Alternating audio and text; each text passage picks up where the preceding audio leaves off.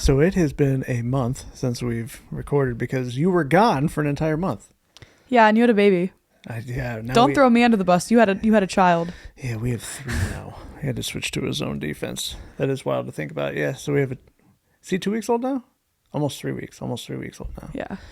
So today, I feel like talking about purpose. How do you develop purpose? I gave a little bit away right there. Most people are thinking I got to find purpose, has to be correlated with my job. It's how I have to make money. That way I can grow and build my business and have freedom and do what I want, when I want, how I want, with who I want, whenever I want. And that's not how it works. Okay, so tell me how it does work. And that's why everybody fails. Oh. That's why everybody fails at this, is because they think that's how it works, and it's not how it works. So we're going to go over steps to actually discovering/developing your purpose. We're going to talk about fast and slow feedback, which I think is really important because when you're changing mentality and starting to focus on what actually matters to you, you don't get instant feedback anymore. So we're going to talk a little bit about that. We're going to talk about some of the pitfalls and how to be engaged in something long enough that you can actually learn that you want to do it or not. And I think a perfect example of that is actually you and your photography. I told you not to talk about this. I want to talk about it. It's too good not to. All right. It's too good not to, because in your photography, an example of being in it long enough to create momentum in it is you just took a month off and you made a bunch of money still. Yeah. So how can you take a month off, travel the world, follow your favorite band around on... How many concerts did you go to? I only went to 5. Oh, it wasn't a lot this and time. I quote, only went to 5. In a month, that's not more a lot. shows than I've been to in my life by 4. Oh. so that's pretty good. It's not bad. So I think starting this is, let's define the difference between purpose and income in your business or income in your life. Yeah, because I was just about to say, you just said something. You said we're talking about purpose, and then you said, well, I left for a month, and then I still made a lot of money. So yeah. you're right there. It sounded like you were correlating my purpose with my income. So I know you're not, yeah. But I want you to explain. Okay. So first, let's define purpose. Purpose is a tough thing to define. Is there a way that you would define it, like off the top of your head, when you hear purpose? What do you think? I think like fulfillment. But, okay. But you were talking to Dustin today, and Dustin said not everybody's going to feel really fulfilled by their purpose.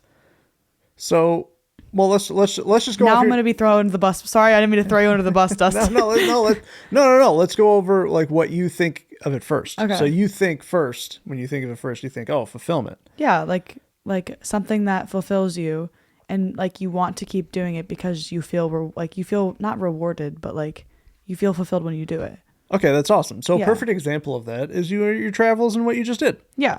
You feel fulfilled, right? From Very that, much, right? yes. You get filled up. Full. You get filled up from it. Okay.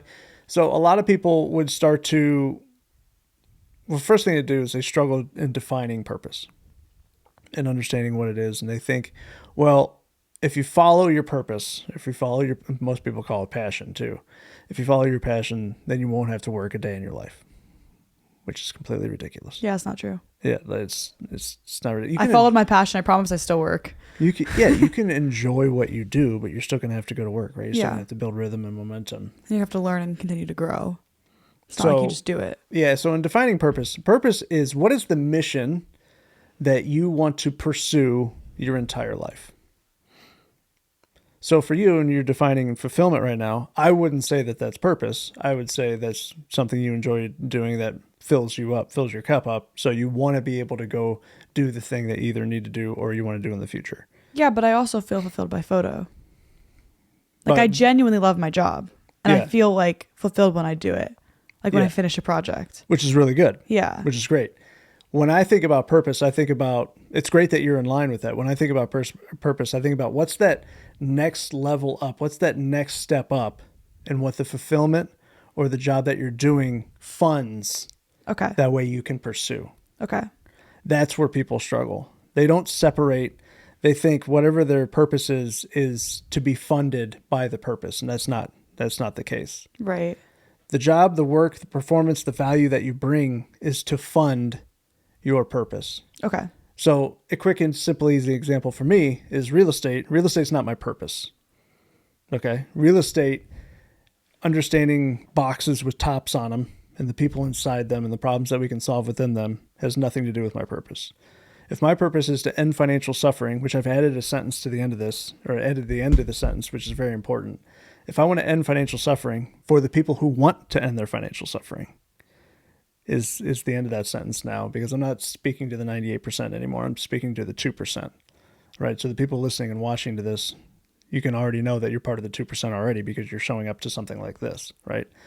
I'm not going to be an entertainment or just a news channel that you tune into. This is specifically built in a way that if you watch for 30 or 40 minutes, you're going to be able to go apply it and improve your business and your life.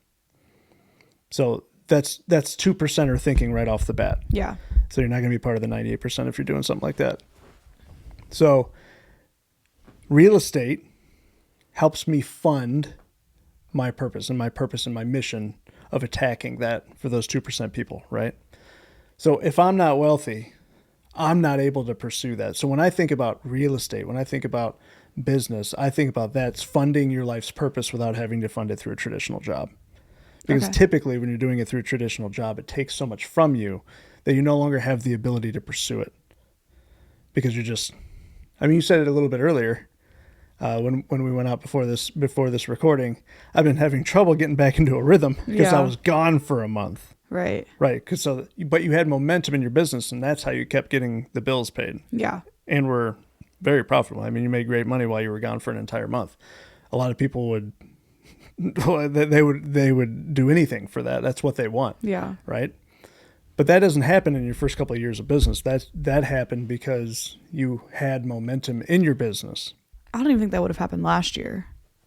No? I don't think so. Like, not even last year. I did leave for 3 weeks last year, and I did not make nearly as much as I did this time. I was actually confused. I was scratching my head, like, how is my bank account still going up right now? I'm not working. It's a great problem to have. Yeah, that's a real life example of momentum. Yeah. So when I think about purpose and I think about defining it, I think about what's that life mission, that life goal that I want to pursue for the rest of my life. Now, a lot of people might be thinking, that seems like a big decision. How do I fall upon that, or how do I walk into that? And the point of sharing that and understanding how high level that is and how big of a deal that is you don't find it. That's the double-edged sword. You don't suddenly discover it. You aren't accidentally shown it and then it becomes yours. It's developed. I didn't discover, okay, most people would say discover. I didn't build into this purpose until after 7 or 8 years of teaching one specific topic, essentially, which was the real estate investment game, until I realized what really hit home for me was when I watched people's financial lives change. And it was really the financial literacy piece that I saw my purpose develop in. And then it became actionable.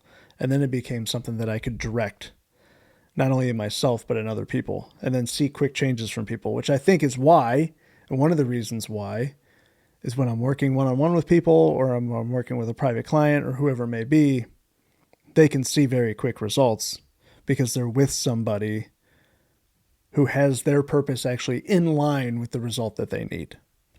Now, I'm not asking them to have their purpose driven in ending financial suffering. I just need their purpose driven in whatever direction that's right for them. That's how they can get their result. Okay. So when it comes to business and funding this opportunity to be able to even discuss, to have the time to develop it, because you have to take time in it, is where it comes to the conversation that you were talking about. Well, your business doesn't have to be your purpose. Yeah. Business, there's one point of business. Do you know what it is? There's one point of business? There's one major point, and there's one point. I'm sure you probably said it to me about 75 times, and I'm going to sit here and tell you I don't know, and then you're going to say it, and I'm be like, oh, yeah. Go ahead. The point of business is to create income. Perfect. That's it. Okay. If you want to make it as simple as possible, the whole point of business, the whole point of real estate investment, the whole point of investing is for your time, effort, work, or money to create more of it, to create more money. That's it. And if you direct it properly, you will have the opportunity to then develop a purpose over time.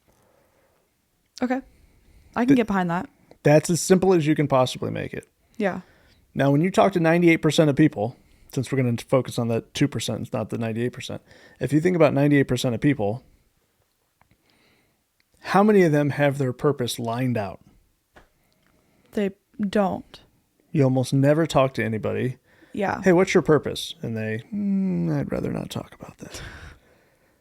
Because they haven't thought about it. Yeah. They don't have the time to think about it. No, they don't. That's the thing is like I know so many people, like a lot of my friends who like work full-time jobs, like 9 to 5s. And then by the time they get home, they don't want to think about that. That's the last thing they want to think about.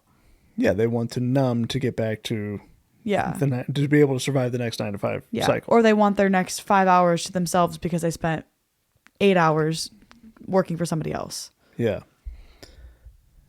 I think this is a perpetual problem that's only getting worse. Though there's more awareness around it now, especially with people wanting to take opportunities to be more purposeful or figure out what fulfills them or figure out what they really want. I think there's definitely a wave that's been happening. Entrepreneurship's kind of a fad right now. It definitely is. It's kind of a sexy thing. I want to go play business somewhere. Everybody wants to open a business. Yeah, which I actually I think that's awesome. Yeah. But I wish more people would focus on, instead of trying to go straight to this legacy point where, if I just fulfill this purpose, everything good will happen for me. But they're backwards. If they just figured out how to make so much money that they had time to develop a purpose, then everything would go right for them. Yeah. Or more things would go right for them. Not everything. More things would go right for them. That's one of the things that the more I've focused on it, the better things have gotten. If I can solve one problem at a time at the profitability stage, it gives me more time to develop purpose and to become really, really good at it. So if you can survive your first 5 years in business of basically making nothing, right? Because that's what happens in business for your first 5 years. You basically survive on nothing. And your whole focus is to get to the next day. You become good enough and you earn the right to have the next 5 years to getting good at it.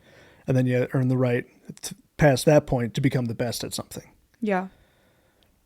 That's why I believe I've seen a shift in me even in the past year or two, because I reached that decade point of teaching. And things are different. I see things different. I hear things differently. I don't put up with the same problems. I don't put up with the same red flags. They get called out and they're done. All of that is able to be pushed into my purpose and directed at specifically at people who are willing to accept it. Yeah. I think I'm in that stage where I have like that in between spot, like between the first and second part you were talking about, like the steps, where I finally have the time outside of my business that I'm not just working. It's not my sole focus all the time. Like I just took a month off of work, which I like never been able to do that before. Most people can't do that. And I just have so much time for self-reflection. So I've been talking to you about it all day where I'm like, I feel so like not complacent, but I'm just like, what am I doing with myself, man? Like, I don't know what to do because I don't feel like I need to, like, it's not, my business isn't consuming my every thought anymore, which is a really weird place to be because I'm not constantly anxious and stressed about it because I'm like confident in my abilities and where I'm at. You're also no longer clouded with needing necessities. Yeah, that too. Like I'm in a very good space right now. Like I've never been so self-reflective in my life. I just have so much time to sit and think, and like purpose is something that I've been thinking about a lot lately because I have all of this time. Because you actually have time to start working on it. Yeah, I can afford to think about it. You can afford to work on it. Yeah. That was a great way to put it, actually. Yeah. Is that you can afford to work on it. Yeah. Your purpose now has the chance to be developed. So if you've ever thought about, well, I just want to discover my purpose. I don't feel like I'm making an impact. I don't think I'm valuable. You don't have any time in it. Yeah. That's like when I ask people, okay, are you good at money? No. How much have you practiced it? What do you mean practice money? Practice. Well, what's your favorite hobby? Oh, I play the piano. How many hours do you have in the piano? Thousands? Okay. So you've practiced that for thousands of hours. That's why you're good at the piano. If you haven't practiced at money, you're not going to be good at it. If you're not practiced at business, you're not going to be good at it. If you haven't practiced your purpose, you're not going to develop it. Yeah. So everything comes back to practicing well, understanding you're the value, and then doing it over and over and over and over again. Why is it that you see philanthropists pop up after they become wealthy? Why is it that people want to help others after they become wealthy? Why is it that others become teachers after they become wealthy? Well, because they have the chance, they have the time to, and the resources and all of that. They have the time, The experience to develop something more important. Yeah. Exactly. We no longer have to fund a need or take time on a need or worry about where a need is going to come from, a necessity is going to come from. Therefore, you get derailed and then you just get back to baseline. Instead, you become compounding. That's why once somebody gets to, 1 or 200 grand in savings, in my opinion, is kind of the threshold for like people being able to take some time and not worry every single day. Once you're able to get to that point, you're going to start to see some shifts in your thinking, and then in your actions, and then obviously in your results, because that's what changes your results. So some of the pitfalls that I wanted to make sure that we mention, and we'll talk about how to practice this. Some of the pitfalls in this is you don't give it enough time. Or you think about, okay, so you've been thinking about it for a month now. What have you come up with after a month? Well, not a whole lot. Yes. Yeah. And a month is not that long. You think it's really long and then you're not. But I just spent the last month traveling and doing what I love. So I've been really like.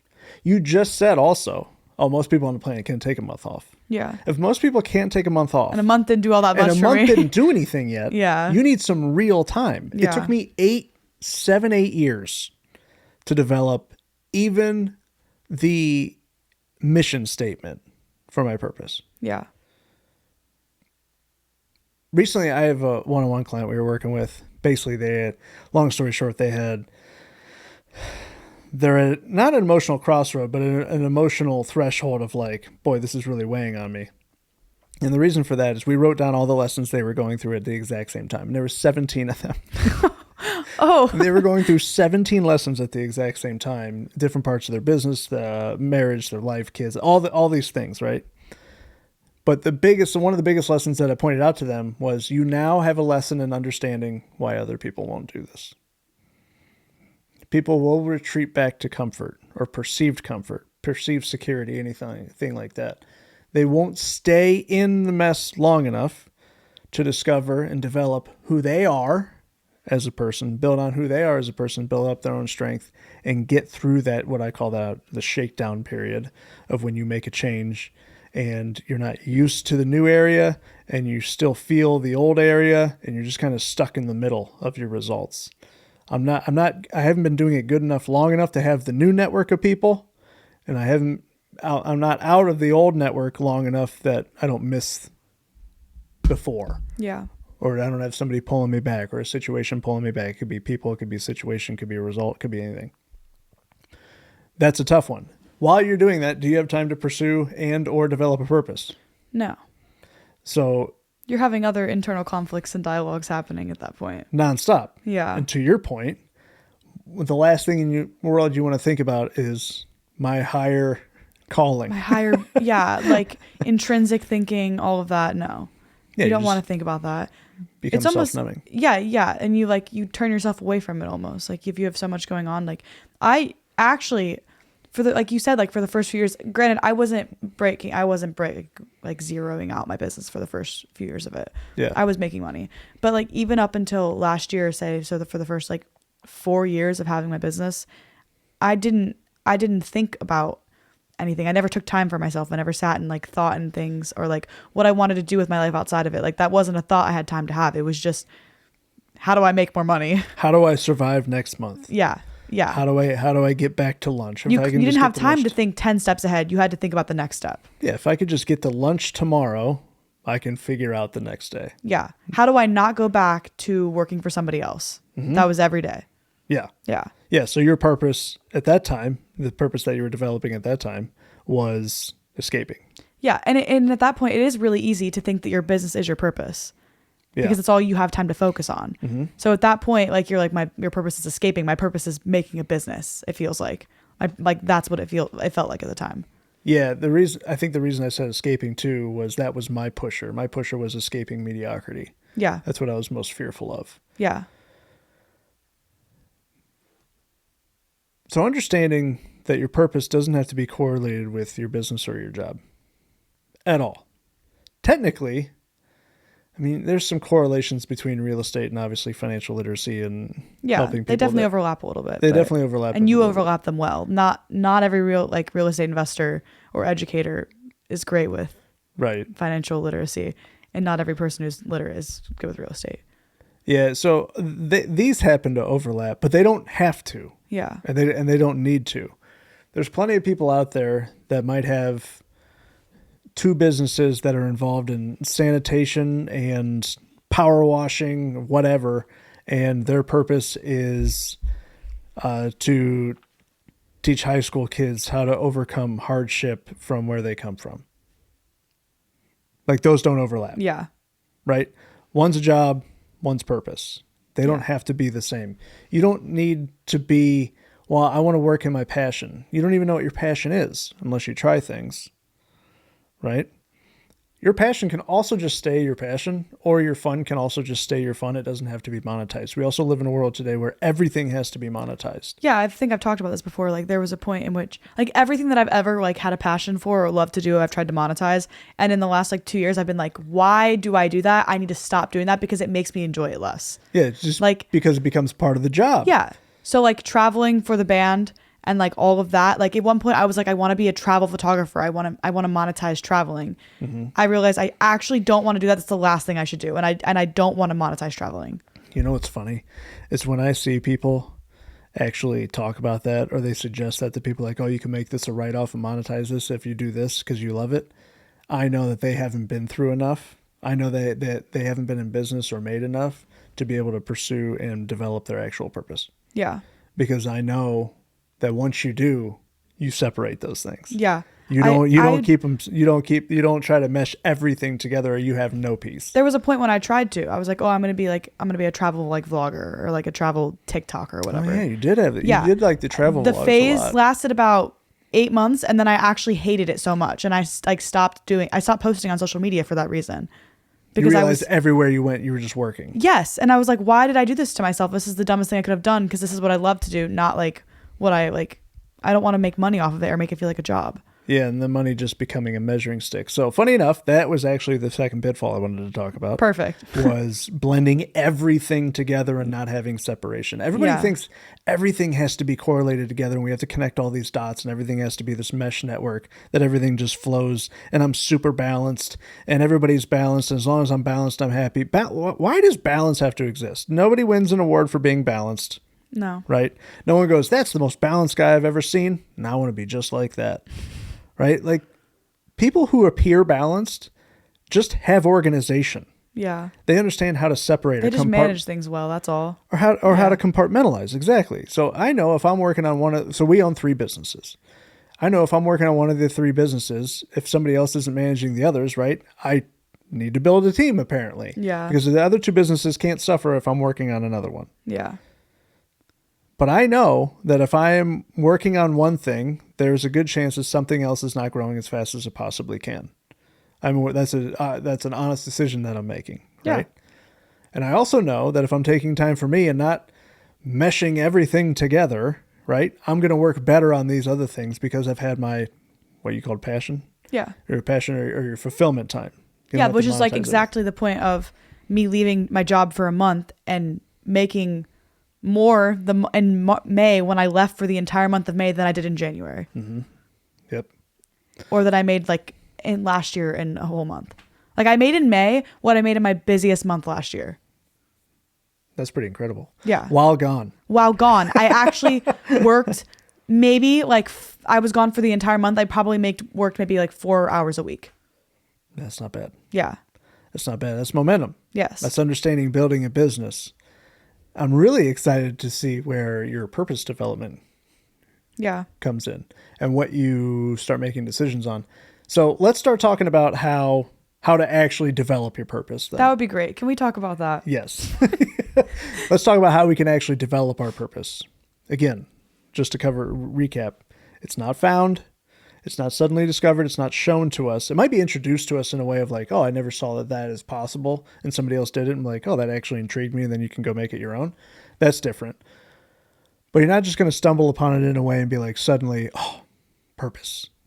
This always makes me feel purposeful. This is where I'll make my money and everything will go well. And it just clicks and then you just do it. Yeah. You're working backwards. Like you're trying to make money off of a legacy that you haven't created.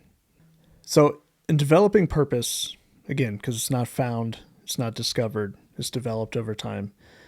There's a few steps that you can take to start making that a possibility. Understanding that you need time, understanding that you have to be in something or in different things long enough to be able to develop a love for it. So think about any relationship that you've been in that's gone well, that you developed love in. There's no like singular moment where you're like, yep, that was it. That was the exact moment that everything was good from then on forth. No, it's a little trust building, and you're building equity in yourself over time. So it's these little consistent actions. And that's the same thing with developing purpose. So in purpose, no one's going to tell you, hey, this is what your purpose should be. You should go pursue that, and that'll be it. That's it. I would have never told you that I would have been a teacher 15 years ago. Like when I was finishing college and things like that, like, what am I going to use PowerPoint? When you went to college for eligibility? Yeah, I did major in eligibility. I got my bachelor's in eligibility. I'll have you know, it's right there. See, Bachelor of Science in Education. Actually, I did not know I had a Bachelor of Science in Education. That's kind of funny. Imagine you told that guy that you were going to be a teacher. Yeah, right. The guy. He'd probably think you'd be a high school teacher. Actually, he'd be like, "Oh, like I'm going to go teach history." Well, that's the other thing too. Is before I learned any of this and like what it had, like the possibilities of it were. When you said teacher, I would have thought traditional. Yeah. You're in a brick and mortar and that's it. It's not like I wasn't outside of it. I was taught. I didn't learn that until years later. So, yeah, technically my degree is in sport and business management, but apparently that falls under Bachelor of Science in Education. Who knew? All right. So you're an educator. But step one in developing a purpose requires you taking action, but taking action in different directions, which sounds insane. And you're like, how's that humanly possible? All that means is that you need to try different things, even things that you think you might not like, because you would be surprised in how often you try something and you go, it wasn't as bad as I thought it was. One of the turning points of my life is when I had a handful of jobs within a couple months, because I just started trying different things. I had no idea what I would like and what I wouldn't like. And then I figured out, even the things that I didn't like, there were pieces within it that I did enjoy, or I did find that I was getting better at it, and that felt good. Yeah. So I sold cars for a couple weeks as an example. I didn't particularly love the car game in that process, but what I did love was the sales piece and the communication piece and the learning about people piece and basically qualifying someone for something that actually made sense for them. I did like that piece. Yeah. I would have never discovered that or developed any sort of skill set within that if I didn't try something that I wasn't sure if I was going to like or not. I worked at FedEx. I did door-to-door sales in Chicago in the winter. Did discover that I didn't like any of that. But what I discovered is that I was resilient. Yeah. And you could do anything because you could walk in the cold in Chicago be told no over and over and over again. and over and over and over again as I sold advertising space for a phone book.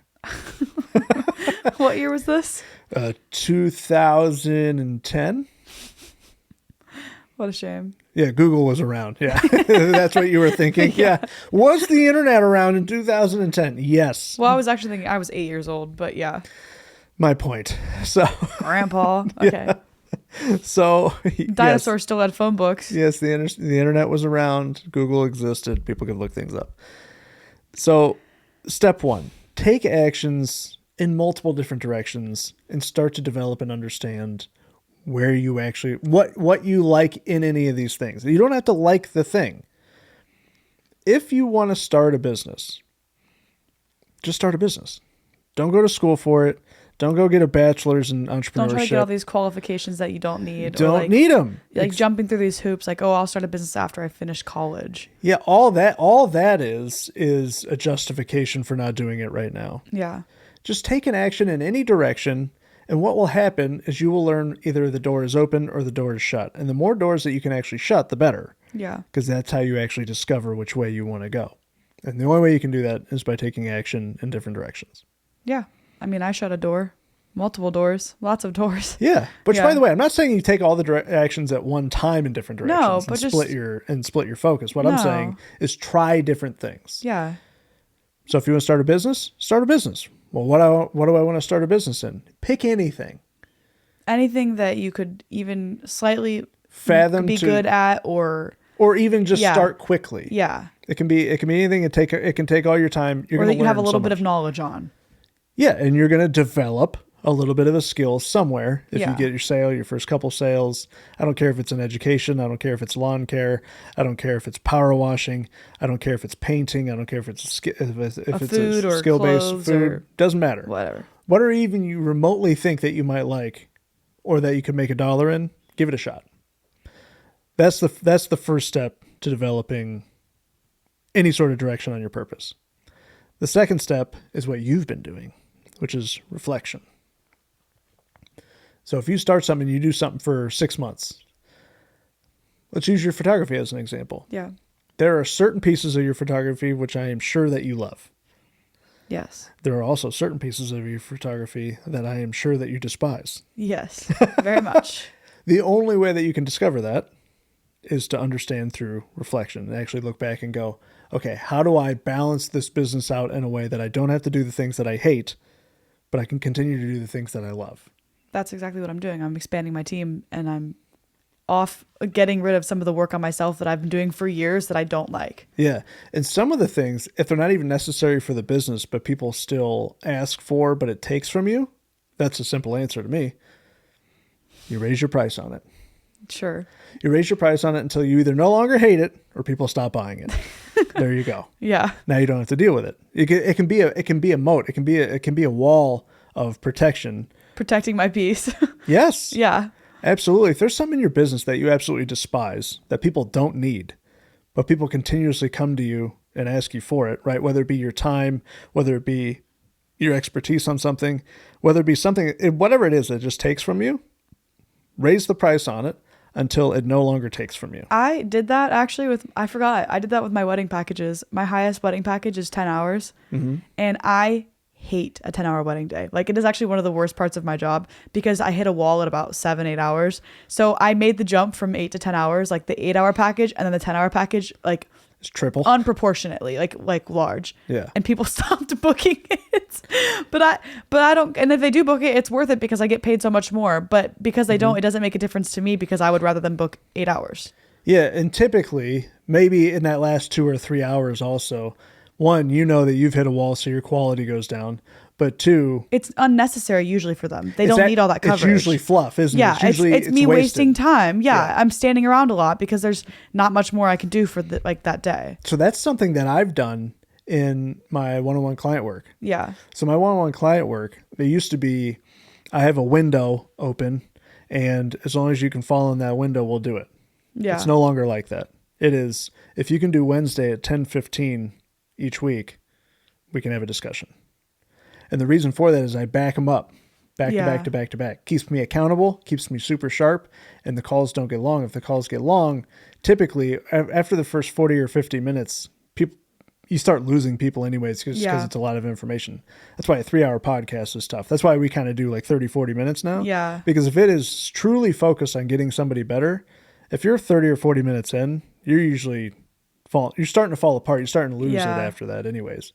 So that's actually something that I've done in my business too. I did the same thing with booking like seniors and like regular like smaller sessions, not weddings. Mm-hmm. I stopped booking them on the weekends. I forgot. I don't do them on the weekend anymore because I don't like working on the weekend. So I when they come to me, I say I can do Monday through Friday at 7 p.m. or 7 a.m. and that's it. Yeah, so you start refining with no's, and then if it needs to be added back into the business, or if it is truly a viable piece of the business, that's when you add a resource to cover it. Really, really, really cannot book on a weekday, I'll do it on the weekend, but I don't do it unless they literally beg me. That makes sense. Please, we can't do anything else. All right, fine. That makes sense. Yeah. So this is a really good example of how reflection can help you improve and give you time to start developing and building the purpose that you actually want. Yeah. Do you have any clue what your purpose might be? No. None? No. I know what I like to do. Okay. I like to travel. Mm-hmm. I like to meet new people. I like to be exposed to new things and environments and like new cultures. Yeah. Love to be in a new place. I love being in a city, but I also love nature too. I love new things. That's where I'm at right now in life. Like any new experience that I can get that I haven't already had, I love. Right now, I despise my hometown. So It's so normal. that's all I've got is I hate that I know what's going to home, happen. boring. Anywhere else, amazing. Do you like experiencing that with new people? Yes. So do you like you like introducing people to these new things then? Yes. I love taking new people, like people that I know to new places or meeting new people while I'm there. Like I just went on this month-long trip and I made probably like 10 new friends, like in all these places. Yeah. And I'm going to visit them again next year, like people in Germany, people in London. Yeah. Yeah. Yeah. Do you want to tell everybody where you went? I went to New York City, and then I went to Berlin, Germany, and then London, and then Mexico City, and then Columbus, Ohio. Don't forget Columbus. Yeah, don't forget Columbus. Hey, I love Columbus though. Maybe that could be part of your purpose then. It's something that develops over time is sharing it with others and like bringing others along with you. Yeah. I wouldn't be shocked if that became a piece of it. But why that was such a cool little mini conversation there was because that was you slowly developing what could become your ultimate purpose over time. That's the other thing. I too, know it's somewhere in there. Mm-hmm. I just don't know. I mean, you're 21 to know that. Yeah. That's amazing. Yeah. That's And amazing. it's really cool that I have the ability to experience all of these things and go to these places and do this, because so many people are like, oh, I want to travel. I love to travel, but they can't afford to do it. They can't afford the time or like money to do it. Yeah, well, it's due to the decisions that you've made. Right. You've made different decisions than everybody else. Right. You think differently. You've practiced thinking differently. Yeah. You've then, therefore, practiced taking different actions, which give different results.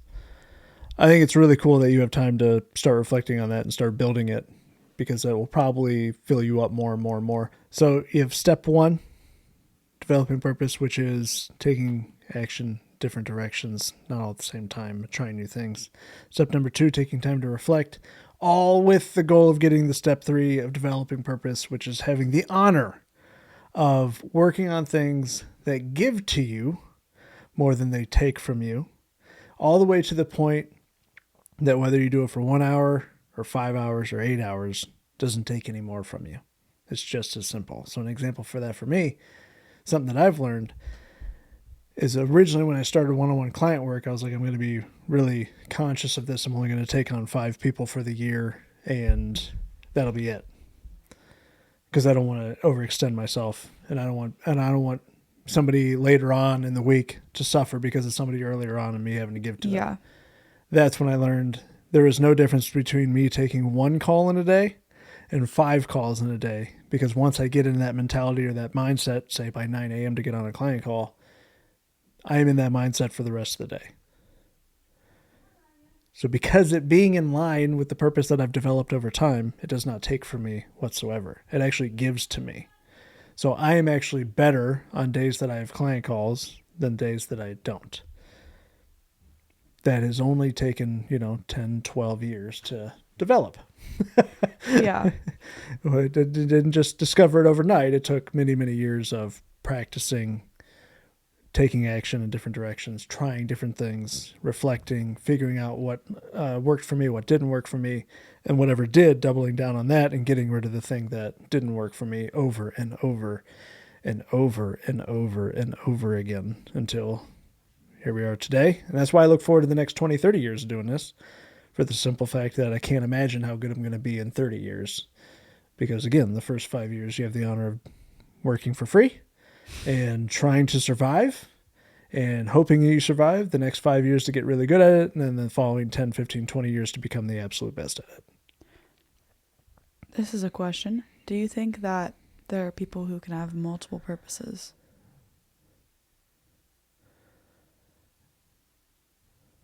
Yeah. Do you know anybody who does? I want to say yes. I don't see why it wouldn't. Well, I don't see why it would be limited to only one thing necessarily. Okay. So I don't believe that maybe that one purpose that they have is that their purpose always. I think we all have different purposes at different times. Okay. I think that's a distinct possibility. Point earlier, your purpose was to survive. Yeah. To escape.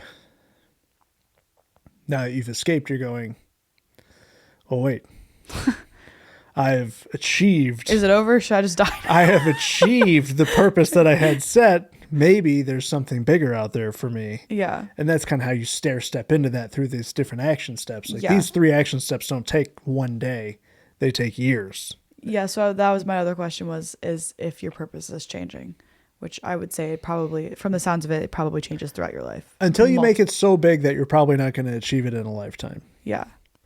Right. So recently I've been learning of a few different people and their purpose, or one person specifically that I'm thinking his purpose is to fund people's dreams. So they want to start a business. He funds the business for them. That's cool. Right? Yeah. That's something he could do forever. Yeah, but how many dreams are there in the world for him to fund? Like, you got a lot of them. Yeah. He's got a lot to pick from. Exactly. Yeah. So that's really cool. That's large enough now that he's probably not going to achieve it, 100% of it, within his lifetime. Yeah. Similar to mine. You're probably not going to free everybody financially who wants to be free. Probably not. Yeah. But I'm certainly going to try. Yeah. And it starts with this. Yeah. This is one of the starting points. And I can even put us under a microscope for the first year, since we've been doing this for a year now. Which is crazy, because I feel like we've been doing it for 3 months still. Which is wild, yeah. Well, we take 2 months off. That happens. Yeah. Well, you were gone for a month, and I had a baby. So we were just universally like, you know what? Yeah, we'll be back. We're going to focus where we need to be. Yeah. Even though we had 2 episodes lined up ready to go. Last week's went well, and this week's will come out. So I can put us under a microscope, and I can tell you what we have developed over the past year, the things we've reflected on, and where, me specific, I can really point out where you've grown because you can be in front of a camera. Look at you. Without sweating bullets. Look at you not shake right now. You don't have saddlebags, sweat, nothing. You're just no good. tears in my eyes. Yeah, you're just good. Yeah, it's great. It's a real improvement. And for me, it helped me develop that I actually don't want to talk to the 98% of people. And honestly, your speaking skills in front of the camera have gotten a lot better. You've gotten a lot more confident, and your ability to storyboard an episode and stick to the topic has gotten a lot better. Yeah, like you can. Before it was us kind of coming up with it together, but now you very strongly take the lead and you lead the episodes because you're confident enough to do so. Yeah, because you have structure. I feel good about that. I feel like the episodes have been better because of that too. No, I do too. So yeah, it's even just putting us under a microscope. Yeah, you're so much better at just being in the spotlight. Yeah, per se. I'm getting better at communicating. I have learned that I don't need to try to speak to everybody, even if my purpose and my mission is to help everybody. You want to help everybody, but you understand that you probably won't. It will be done through the 2%. Yeah. Like me, say me trying to talk to somebody at the 98% who's closed-minded right now. I'm never going to get through to them. They don't know me. Yeah. But what if I get through to someone who's a 2%er in their life, and that 2%er talks to them? That's a ripple effect. We've had this conversation. This podcast, say it only gets 100 views, it will still have so many ripple effects. Yeah. Yeah. Even if the people don't watch it, just relaying the information. And we kind of have to be okay with which that. I actually have proof of, which is wild. Yeah. When you and I talked about that a little bit. Yeah, just give you an example, if you're a new listener, a new watcher, of people coming up to us just within our sphere, within our network, within the education programs, everything, like, oh, you know what? I decided to actually meet you because I watched the podcast, and you go back to that episode and it's like 400 views. You're like, oh, like that's crazy. It doesn't have to have. Yeah. This is another lesson that I learned. We can close on this. A message doesn't become right because it reaches a certain number of people. If I say the right thing and it's in front of 10 people, whether it gets 10 views or 1 million views, the message is the same and the message has the same level of correctness. Yeah. That's something that I had to learn over the past year. Yeah. Because I'm not just metric based. I want to be message based. And that's not going to resonate with everybody or an algorithm or anything like that, especially early on. Yeah. Because it's a different message. It's not flashy. It's not as entertaining. It's not as dopamine filled. Like if you stick through an entire episode of ours, you're not going to get the same dopamine height as a super highly edited, crazy, high energy Mr. Beast video. But over time, I bet it does more for your life. I would agree. And that was, like you said, over the last year, it's something that was like hard to grasp. Like, oh, we're not going to get like thousands and millions of views on all of our videos. But also just the thought of like over time building slowly. One day maybe we do have even 10,000 subscribers, and all of these videos will still be here. Yeah. They'll still be here to watch. We just crossed over 1,000. We did. Yeah. Which is wild. Yeah, and all of our videos are still here to watch. So like Yeah. even though we're making new content and it feels like we're just still pushing stuff out, everybody can go back and watch all of the old stuff, and it's still, like you said, it's still valuable, even though maybe when it was first posted it only got 100 views. Yeah. Yeah. Yeah, the message remains. That's where my focus has been. And you can see, you can literally use this as an example of us working through and developing purpose, because this is us improving over time and reflecting back on it, practicing all three of those steps that I'm talking about. Because I'm super focused on the message now, as opposed to just how do we get somebody to click on how the video? yeah, exactly. Like Yeah. everything that you're taught for this. The metrics. Yeah, the metric Yeah. side. I'm completely 100% message focused, because that's where the ripple effect will come from. Yeah. That's my theory, at least. It's my thesis. Okay, so if you guys have gotten an effect out of this, please let us know. Let us Yeah. know in the comments down below. And if you have any questions, because we like doing Q&A stuff too. So you can leave them there or DM us. But all the description of how to reach us will be in the description, It'll be in the description down below of how to reach us. And then we'll be back for next week. yay. Which the topic will be? I have no idea. I was going to say, do you No, I have no idea. you liar. Nope, we'll see you next week though. Bye guys.